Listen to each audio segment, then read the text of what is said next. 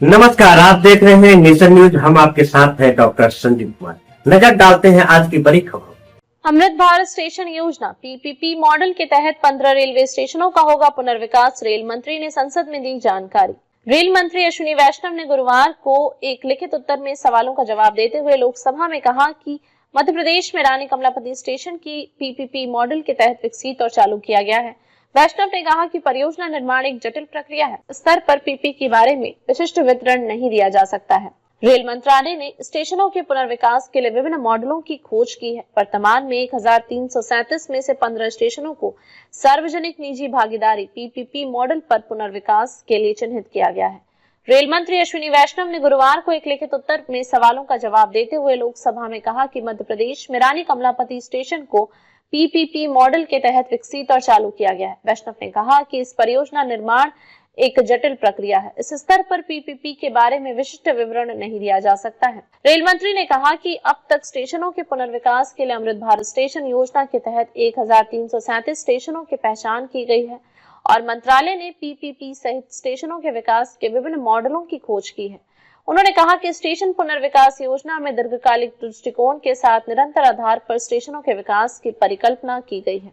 एक अन्य प्रश्न के लिखित उत्तर में रेल मंत्री ने कहा कि ट्रेन संख्या 12537 12538 मुजफ्फरपुर प्रयागराज रामबाग एक्सप्रेस वाया बनारस का परिचालन पिछले 2 दिसंबर से 26 फरवरी तक कोहरे के कारण अस्थायी रूप से बंद था और इसे 3 मार्च से फिर से शुरू किया गया है। साथ ही एक अन्य प्रश्न के लिखित जवाब में उन्होंने कहा कि भारतीय रेलवे ने बेंगलुरु उपनगरीय रेल परियोजना के लिए एक राइड लिमिटेड को भूमि आवंटित की है, लेकिन राज्य सरकार से भूमि का हस्तांतरण बहुत धीमा है। वैष्णव ने कहा कि वर्तमान में कर्नाटक द्वारा नियुक्त एक अंशकालिक प्रबंध निदेशक इस परियोजना की देखरेख कर रहे हैं, लेकिन एक पूर्णकालिक एमडी की आवश्यकता है जो रेलवे प्रौद्योगिकी से परिचित हो। पीएम स्वनिधि योजना से 30.97 लाख महिला स्ट्रीट वेंडर्स को हुआ फायदा।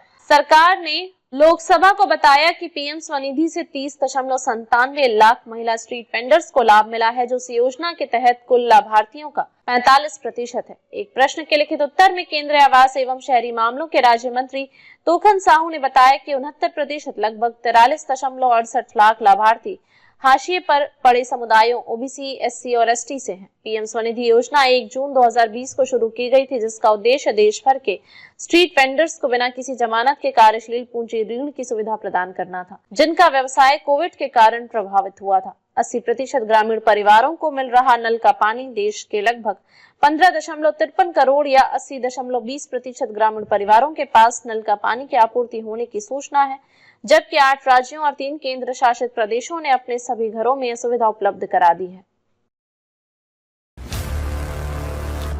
सड़क से सदन तक हर गतिविधियों पर रहेगी हमारी पैनी नजर। आपकी आवाज गूंजेगी चारों तरफ।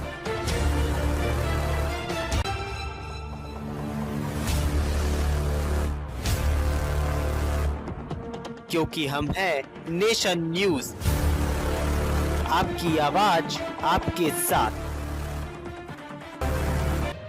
हर छोटी बड़ी खबरों के लिए बने रहे नेशन न्यूज के साथ। हम आपके साथ हैं डॉक्टर संजीव कुमार। तब तक के लिए दीजिए मुझे इजाजत। नमस्कार।